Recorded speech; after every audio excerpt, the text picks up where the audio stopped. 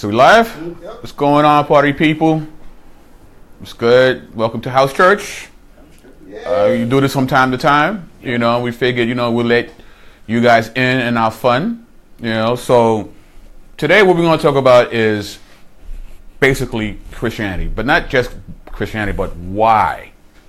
Right? A lot of times people, grow up being quote unquote Christian or living in a Christian nation, and they never really question why they should be Christians, right? So today we're going to look at a couple of reasons why people are Christians, okay? Now, before we could talk about why Christianity, we got to talk about why God, right? Because there is no Christianity if there is no God. Right? It completely falls on its face if God doesn't exist. Right? And I'm sure people have had conversations about, does God exist? And the way I like to talk about that subject is, to me, God is the most reasonable answer for the question of why there is something rather than nothing. Right? And there's different ways you can argue the existence of God. And one of the ways I like is this argument that's called the Cosmological Argument, right? Also known as the Kalam Argument. It's an ancient argument from a medieval Muslim individual, but William Lane Craig kind of remixed it and brought it back into the mainstream. And the argument is basically this: whatever begins to exist has a cause of its existence. The universe began to exist. Therefore, the universe has a cause of its existence, right? Basically, right, whatever begins to exist has a cause. This building that we're in didn't just pop into existence, right? Somebody built this building.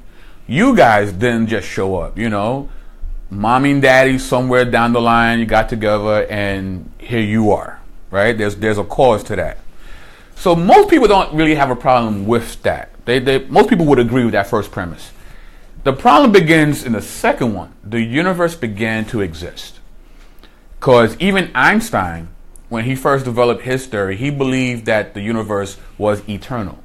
In fact, he called it the steady state theory, that has always been here. But as science progressed, we started to realize that that wasn't the case. And the reasons why we know that it wasn't the case is what people call the surge argument, which is second law of thermodynamics, the universe expanding, radiation afterglow from the Big Bang, great galaxy seeds, and Einstein's theory of general relativity. Second law of thermodynamics basically is whatever is in order eventually goes into disorder. It's an actual law in science. Things that have heat eventually loses its heat and energy as it progresses, right? Now, for an eternal universe, it should have lost its heat and its order a long time ago. But yet, here we are today. So that's one reason why we know that the universe is not eternal. We have proof now that the universe expands. I can't go into a lot of scientific detail, but there is a theorem by the top, physicists, by what's their names again?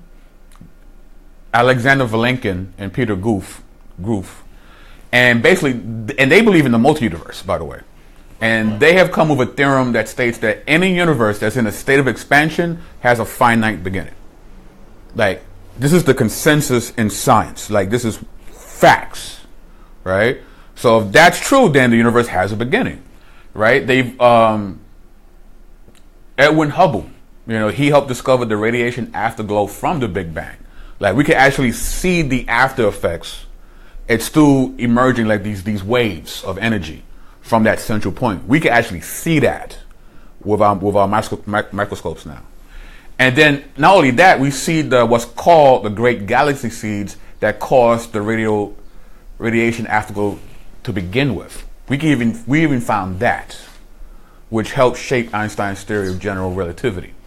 Now, of course, there's so much more to this, but I just want to give a basic understanding that, surge, right, this acronym, these things prove that the universe has a beginning. Okay? So,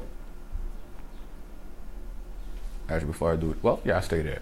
So, if the universe has a beginning, right, so what was the cause of that universe? Now, this is where it gets interesting, because the first cause, by definition, is uncaused. What do I mean? Because there wasn't any causation at first. Causation came into being. So this first cause was before the concept of causation. So it's uncaused, this thing. It's uncaused. It's timeless, because this is before time. It's ageless, because there's no time. And it's immaterial, because it's not made of anything, because there's no matter yet. So we're talking about a cause that's spaceless, ageless, timeless, immaterial. What does that sound like to us? Right? The force. You could say the force. No, let's go with that. You could say the force, but then all you did was move the goalpost down a yard. Because now, what's the next question after that? What caused the force? What caused the force? Or you could say aliens, right? It could have been an advanced race of beings that caused us. Well, now the question is, what caused them? Right. And if you keep doing that, you have what's called an infinite regress, which is logically absurd. Right? It goes against logic and reason. You can't have an infinite thing of causes. Right. So now, with all that, I'd have to share one scripture. I'd have to show one verse.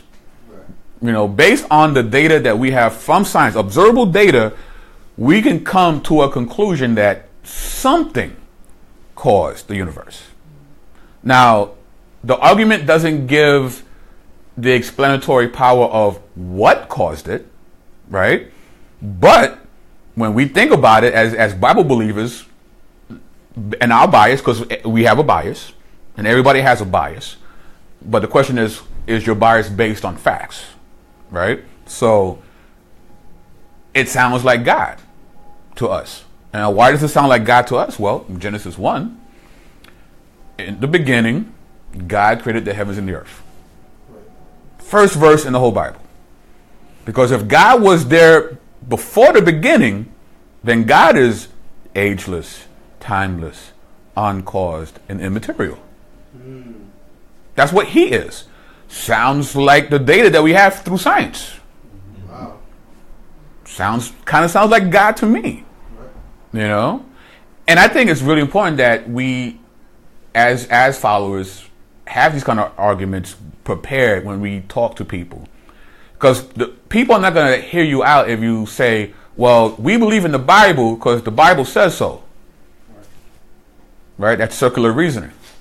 Right? It's like, but if I can show you that God exists without showing you one verse, Right. now I got your attention. Right? And also, it also shows that Christians aren't crazy in believing that a God exists.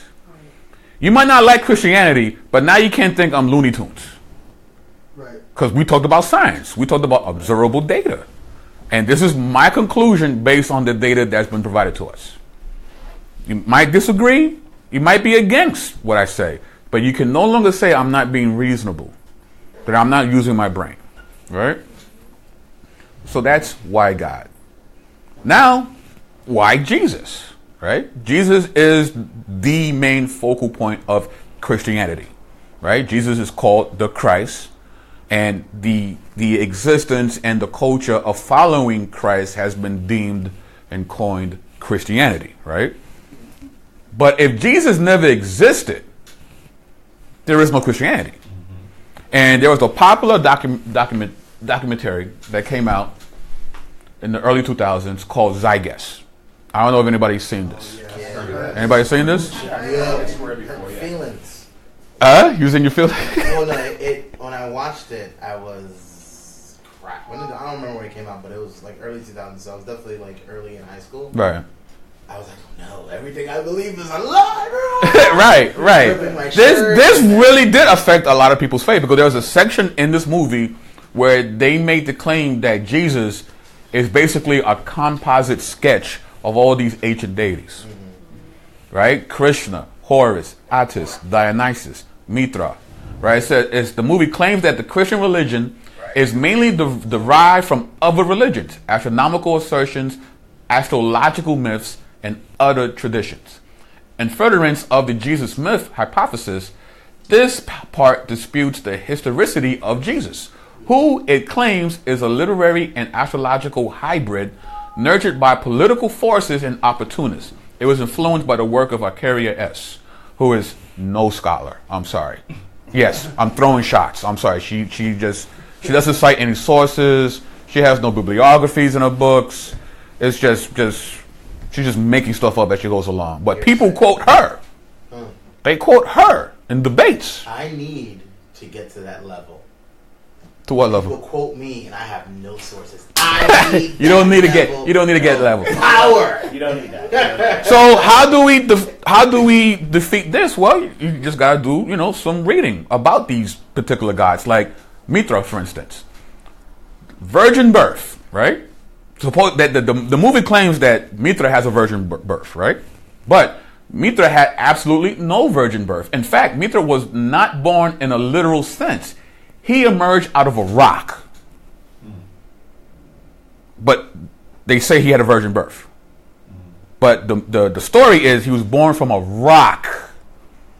Okay? Mithra was only born metaphorically, not literally. Mithra even emerged out of his rock as an adult while I look at my phone. Can someone get that, please? Thank you. Mithra had no real mother, no virgin birth, no manger. All right, so was he crucified? Mithra was never killed, let alone crucified. As Meastric scholar Gordon Richards says, there is no death of Mithras. If he didn't die, that means there was no Last Supper. He wasn't crucified, buried, or raised the third day. If he didn't die, he wasn't resurrected. Emerged from a rock as an adult. No death on the cross or at all, and no resurrection from the dead. Yet this pagan deity is still brought up all the time as being the God whom Jesus was plagiarized or amalgamated from. Not to mention, most of what we know about Mithra comes after Jesus at the end of the 1st century, meaning Mithraism might have even drawn influence from early Christianity. But yet they use this guy to say, oh, Jesus comes from this tradition. I mean, there's nothing about this guy that's even close to Jesus. Born from a rock as a full adult? That sounds like the gospel to you? Yeah. But what about Dionysus, also known as Bacchus, right? The party god. The guy who's always drinking and all that, right? So he was not born from a virgin mother. There are several different mothers for this god depending on which source you read. But the most common story is that Dionysus was born from Zeus having sex with Semele. And they quote the Greek epic. It says, and Semele, daughter of Cadmus, was joined with him, Zeus, in love and bare him a splendid son, joyous Dionysus, a mortal woman and immortal son. And now they're both gods. Right? That's a direct quote from the epic. Right? Was he crucified? Dionysus died not on the cross, but being torn up into a bunch of pieces by the Titans. He was then boiled in a pot and then eaten by them. Okay, does that sound like the crucifixion to you? No, but that sounds even worse. That sounds worse, right? There are at least 6 different accounts of what happens to his remains after that. The only thing that has in common with the death of Jesus is physical pain, which is so general and common in death accounts as to offer no value to his discussion. Right? So what about the resurrection? Well, most restoration accounts of Dionysus are too ambiguous to matter. There is one story that reads Dionysus was deceived by the Titans and expelled from the throne of Jupiter and torn in pieces by them, and his remains being afterwards put together again, he returned as it were once more to life and ascended to heaven. Pretty close to the story of Jesus. The problem is that this source, Contra Silensum, was written by the early church father Origen in 248 AD, which is 200 years after the story of Jesus. So it don't count. 2 centuries after the account of Jesus. right? And that's the only source they have. So much for Dionysus. What about Horus? Right? Horus also has no virgin birth. Isis had sex with Osiris after reassembling his body parts, which were torn apart and scattered over Egypt. Sounds like Dionysus, right? Sounds like they got that from Horus. As Egyptologist professor at the University of Arizona, Dr. Richard Wilkinson has written, through her magic, Isis revivified the sexual member of Osiris and became pregnant by him, eventually giving birth to their child, Horus.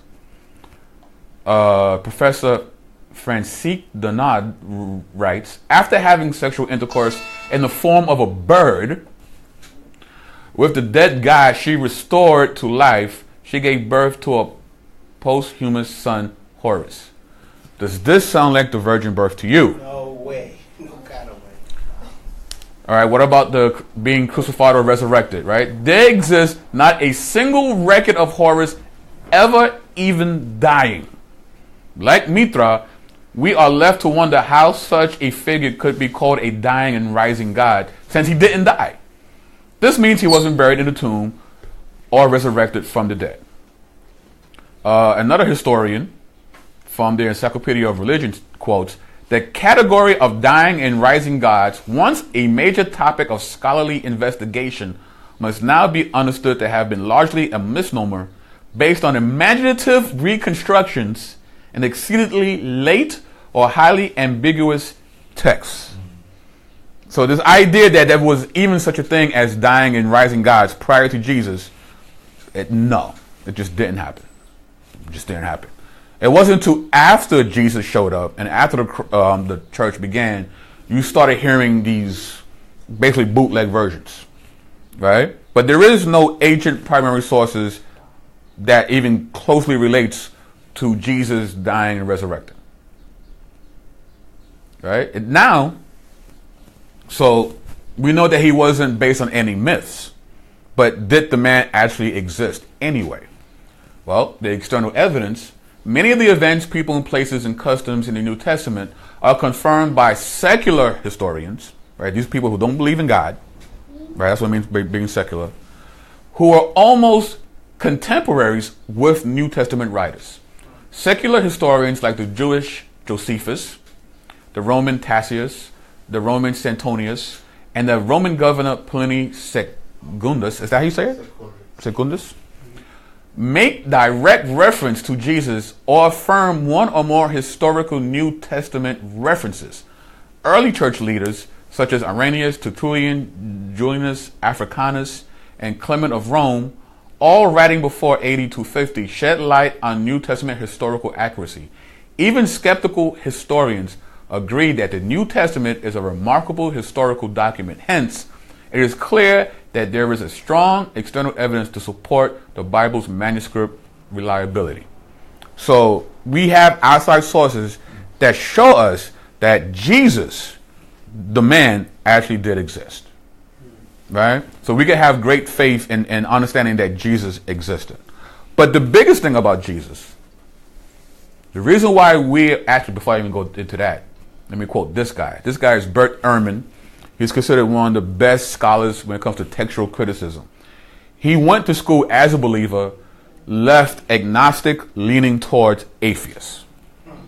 Okay? He's an atheist scholar in biblical criticism. Right?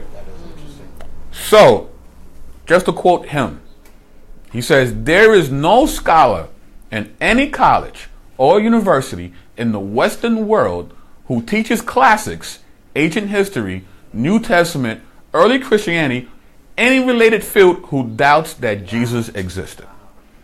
Agnostic, leaning towards atheist scholar. And it's funny, I've seen him, right, on radio shows talking to atheists.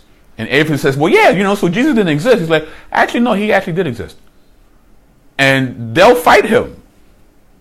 Because they for some reason, they thought because he's an atheist, we're going to rock together and be like, yeah, Jesus is a myth. It's like, no, I'm an actual scholar, and no, he actually exists. And they'll start arguing. Two atheists arguing about this. It's hilarious. But he's an accredited top scholar. He teaches. This is a real scholar.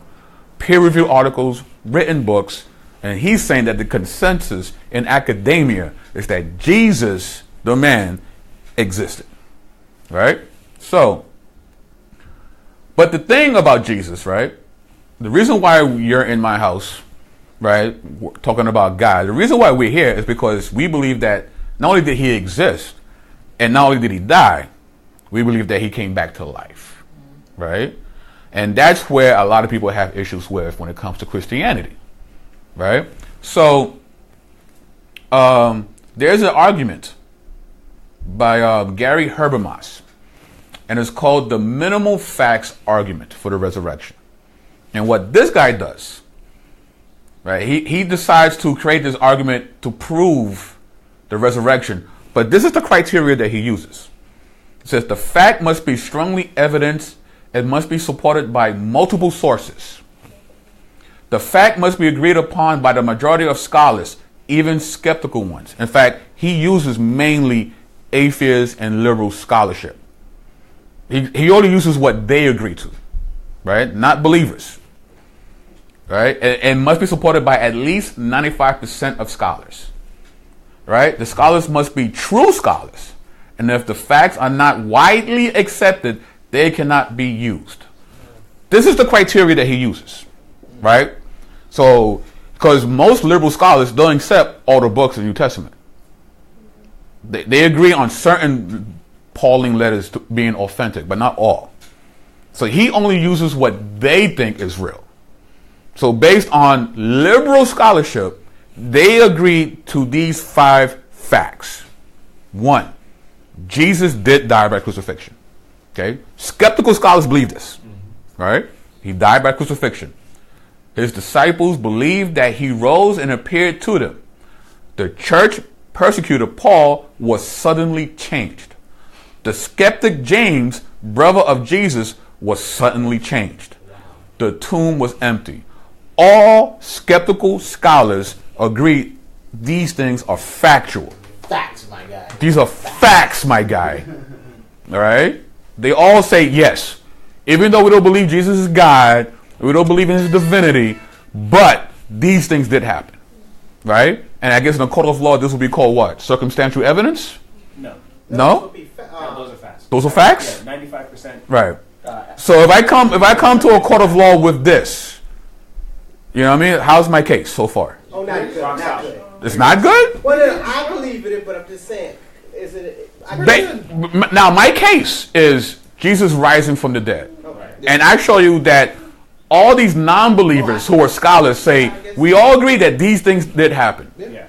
We're not going to say that he rose from the dead, because we're not believers, but we all agree, all us atheists believe that, yes, we're going to give you all this. Right. We believe that this happened. Right? But not only that, they also believe Jesus was buried. His death caused the disciples to despair and lose hope, believing that his life was ended. The disciples were transformed from doubters who were afraid to identify themselves with Jesus to bold proclaimers of his death and resurrection. His message was the center of preaching in the early church. This message was especially proclaimed in Jerusalem, where Jesus died and was buried shortly before. The church was born in Jerusalem and grew rapidly. Orthodox Jews who believed in Jesus made Sunday their primary day of worship. These are considered facts by atheist scholars. All these things they believe is true.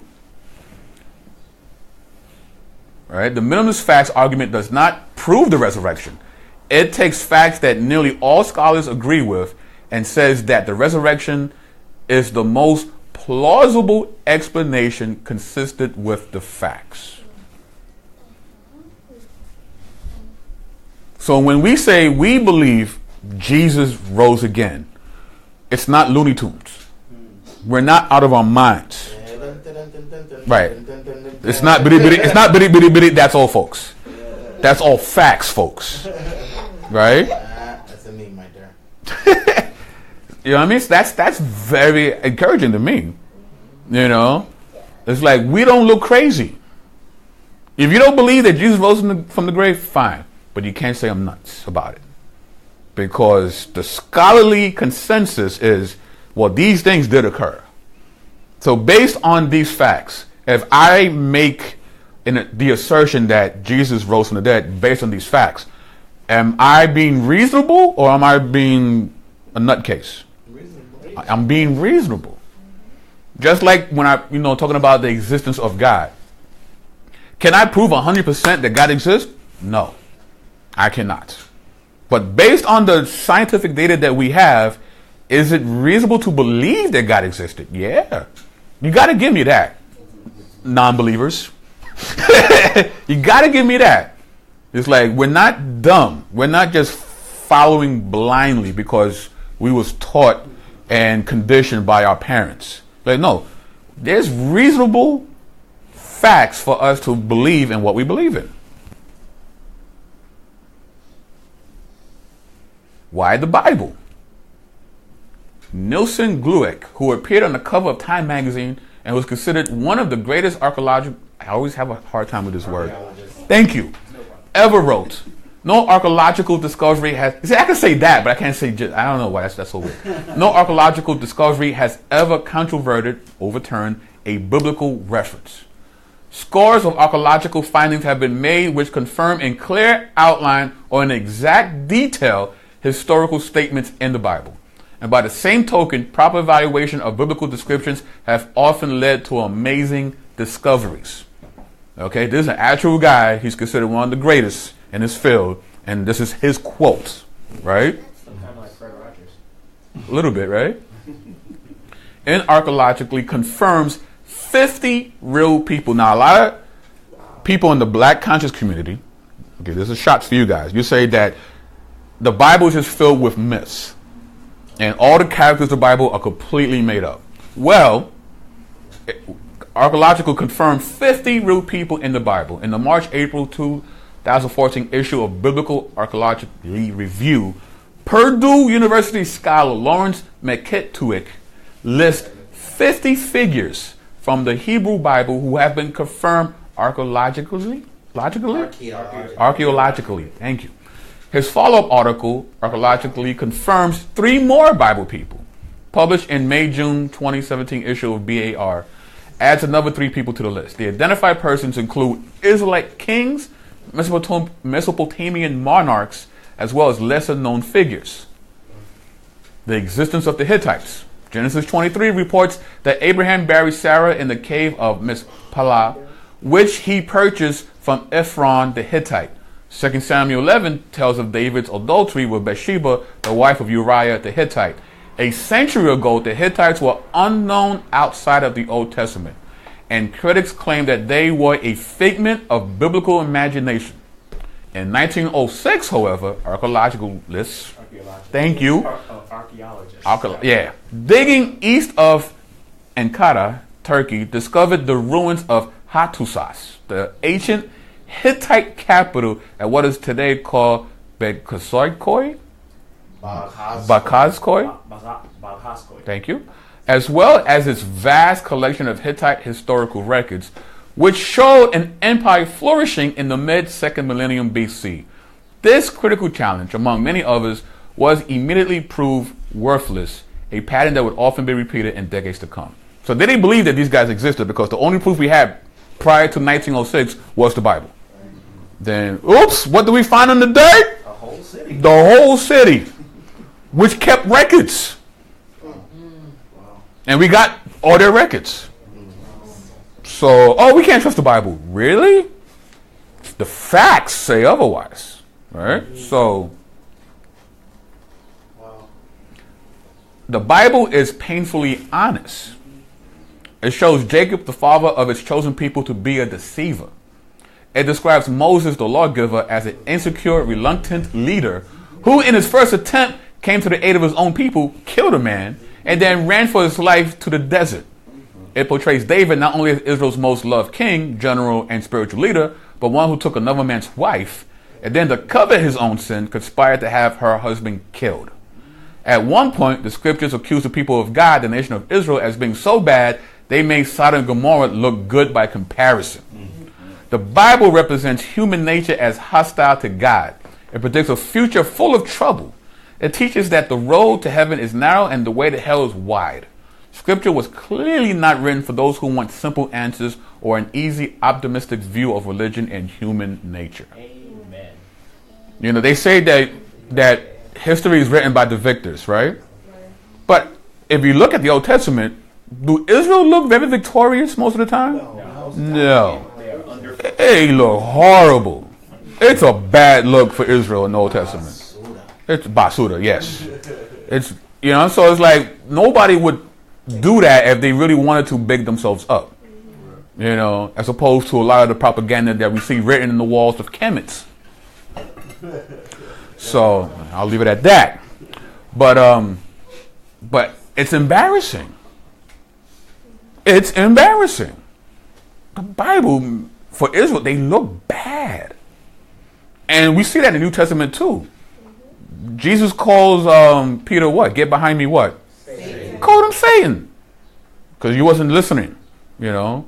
He calls the apostles dumb. Are you so dull? You know? When these dudes, Peter says, yo, when they come, I got my sword, I got you. Denies Jesus 3 times. He was talking real spicy before. Now when it's time, I don't even know who you are. Word? He's ready to die for me a minute ago. You know? When the soldiers came, Judas hung himself.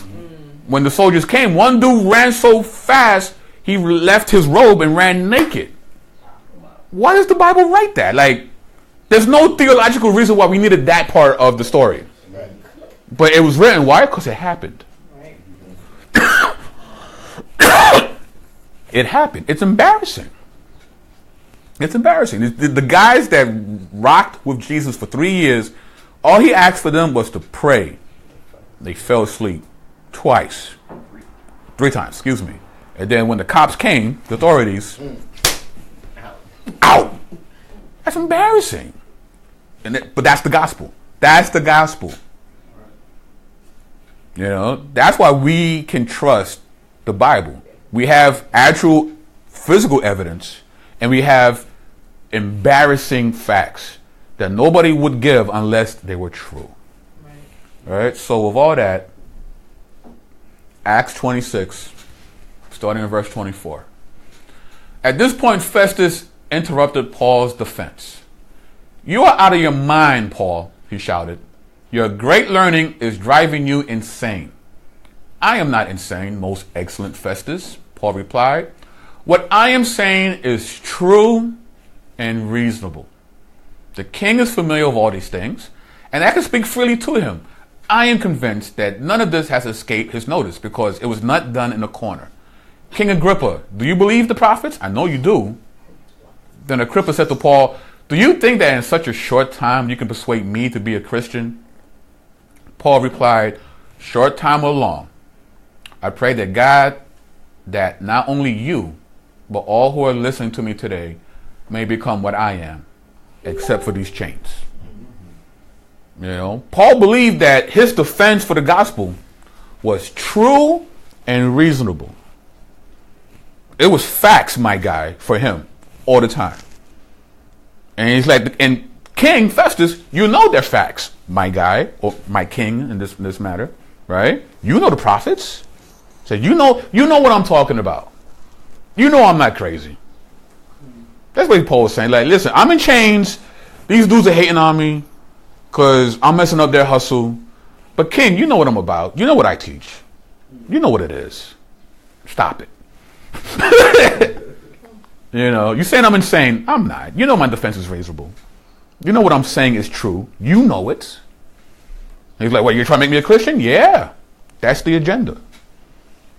And my defense is true and reasonable. So you should be a Christian and everybody else should be one too. Wow. And from what we've seen, we can also say that what we believe is true and reasonable. It is true and reasonable to believe that God exists. It is true and reasonable that Jesus exists. It is true and reasonable that he died and came back. It's reasonable to believe these things. And most people have read the Bible. You know, there's a lot of Festus people around. They know it already. They just don't want to really give into it. But as Christians, we need to remind them, it's like, you know the prophets. Right. This is America. You've read the Bible. Right. You've been to church a couple of times. You've seen a couple of movies. Right. This is not that foreign to you. Right. You know, let's talk it out. Let's have a conversation. Right. You know, and for those of us in the room, let's have those conversations with people. You know, with the confidence that what you're talking about is true and reasonable. So you're not crazy when you talk to people about God. Right. In fact, the argument could be made that they're the crazy ones for not believing. Because we have a very compelling argument. We really do. So, with that being said, thank you. We're going to pray for our communion. Thank you, everybody on Facebook, for listening in. We'll catch you next time. Peace.